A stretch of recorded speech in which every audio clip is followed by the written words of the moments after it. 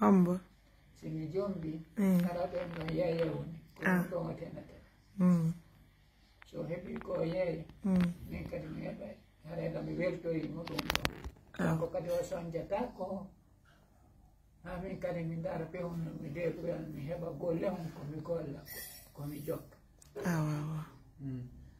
Tanno mariage ma ko dimanche do ko ala do. Mi andi.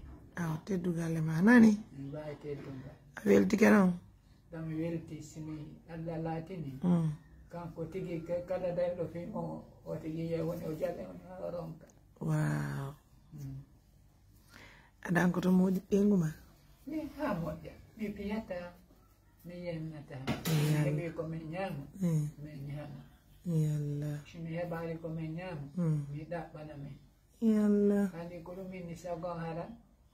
Mi he da pa pe hungo. Ada kanko ya na mi nodda badiraɓe hamɓe ɓe ɗiɗo hiɓe jomba binta no jomba kada no jomba simi noddiɓe joni mi heɓi ko wallito en ɓe darnani en ko min moƴƴano heɓi ko wallito en wotigi nawni ɗo ari ha takko ko min mi yani ɗon tension goɗɗo gon addino ko labbutani o kippi fi lekkele ɗen min ari donka o jokki o kippi fi lekkele ɗen ɗum ɗo fof tigi yejjitali min non jonno binta e kadi ɓe darani kenan kadi fi ɓeygu ɓe darnani en ko min ko fulawa ha moƴƴi joni noon ono ɓe joɓɓe ɗo ɗiɗo daare nenirawo ma on ko yeeya min gati mi ɗaɓɓa e gappi hungo ko golle on ko mi nanguno mi jokkito fi ɗum ɗon gardu gonno koto dankoɗa ɓeygu ma moƴƴa nan kono wawi mi piyata koy awa simi noddi joni min tawi ɓe mbaɗiraɓe an ɗon ɗiɗo ɓen kadi fa borto men seeɗa mi anda noon ko jilu gonga Allah feƴƴini jannan Allah mamin oh là là ça fait plaisir yalla Allah hokkoron ko wuuri barki koto Allah mamin. Wow, mesdames, messieurs, regardez notre coton mondial. Il est sorti de l'hôpital hier. Aujourd'hui, le matin, nous sommes ensemble. Chaud, nous, qu'on a écrit. Et alors, on s'appelle pour maman. Mais regardez combien de fois il est jovial. Voilà, ça fait plaisir. Hein. En tout cas, alhamdoulilah. Et n'oublie surtout pas qu'il continue à prendre ses produits. C'est normal de faire un suivi. Il a même un rendez-vous à l'hôpital après un mois de son mariage. Donc, tout ira bien. En tout cas, nous sommes fiers de lui. Nous sommes fiers de tous nos partenaires de confiance. Voilà. Donc, je suis très, très, très, très contente. Je dis très contente. Coton. Non. Et valisons. Et où dit-il, mon bien? Coton, et au valise d'or. Aí, mon cas.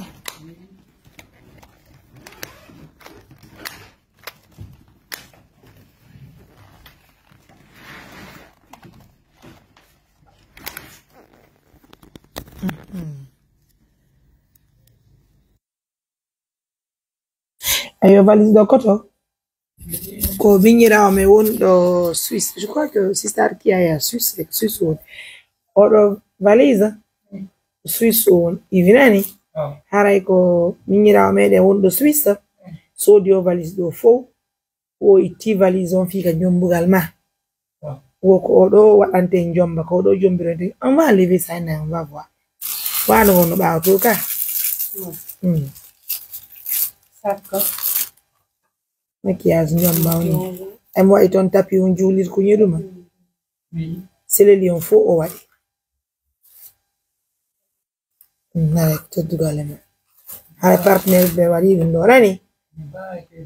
Awara o ko sister ki ay nete. Tanti Ousmane kadi wonti be Belgique ben kadi wadi ka tenyo. Do kadi tenyeji madi hare ko be non ka detti charge mo fi jomba mo manani. Yo finga ko ne akini. Bonga. Bakal. Ada no lento ile moja. Hare ko tedugal ma ko valise on ni nani. Hare funo do. Hare do ko si partner be waltige e betti cionci do ma cionci jabbo didi e fi ko defete ko na. Hare ko tedugal ma ko to. Bayte do. Awa. invited.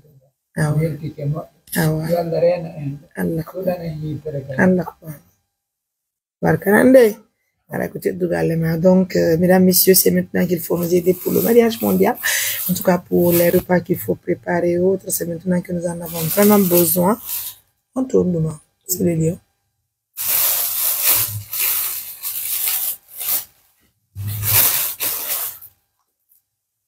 Là, il est là.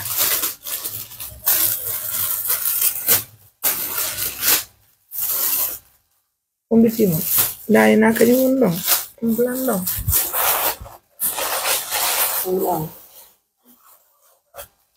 Makan.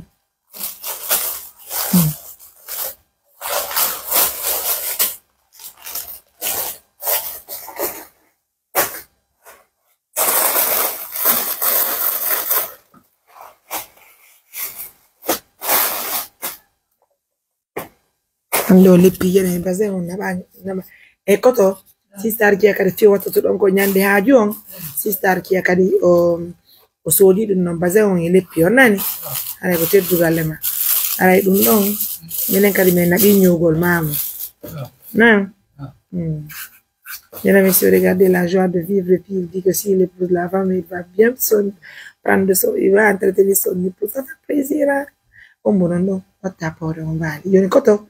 Il est route de ande mamuna. Merci.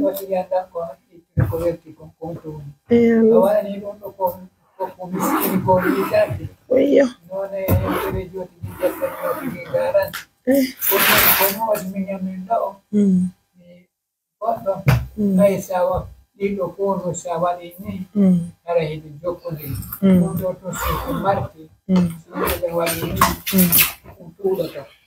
Quando sawari di doni po ayi koi arai no metti domandare se wadi ni to lungana katan nae marto diwadi ni oya to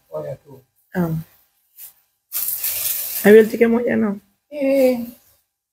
mi come il tipo mi andai per il sinami giorno de tonsa hakke ko yonila dei et puis il est content de ça. Ça fait plaisir. Ala nak la non be nguma ine. Koni ni landa kimo. Koni ne uri no yonila. Comment tu me jati hebi. Wow. Ça fait plaisir notre coton mondial. Si holla ma peji bui. Kana inni et puis on faut pas yette bari joka. Kangar ko yette o faut ko yette bari. Kangar ko bari o yetta. Donc, bari amba ton he waka. Oh là là, ça c'est mon coton mondial, les amoureux. Mohon da wa joni ma. Don tamo ngala. Aje bilo toni ha. Panka.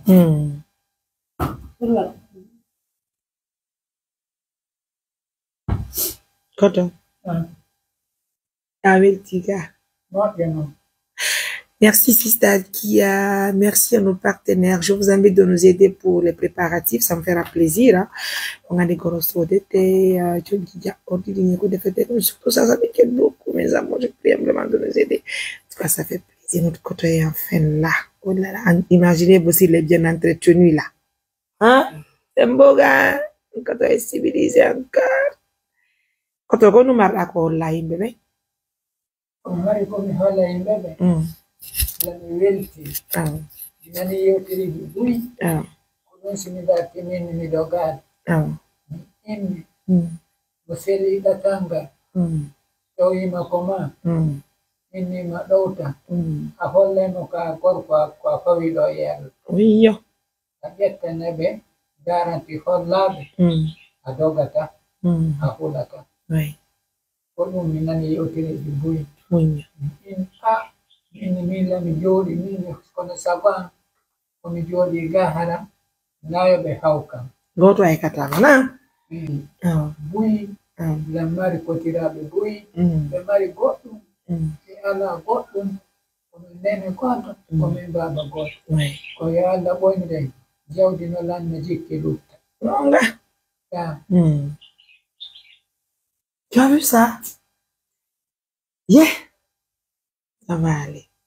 Ule na kutira mabe fu kumene yaduno dingirai ukambe me hikini Yesu bena bigoro jene ngori jamallo goro tora antuka goro na go fi goro arana de lokki men sonnajo jaram wow bakana aweltike wow dai kuma fi no hiduda ma fi no buda hidde mi ala hotta ma fi ngo buda wanyama tapi ngomong kala pula bye bye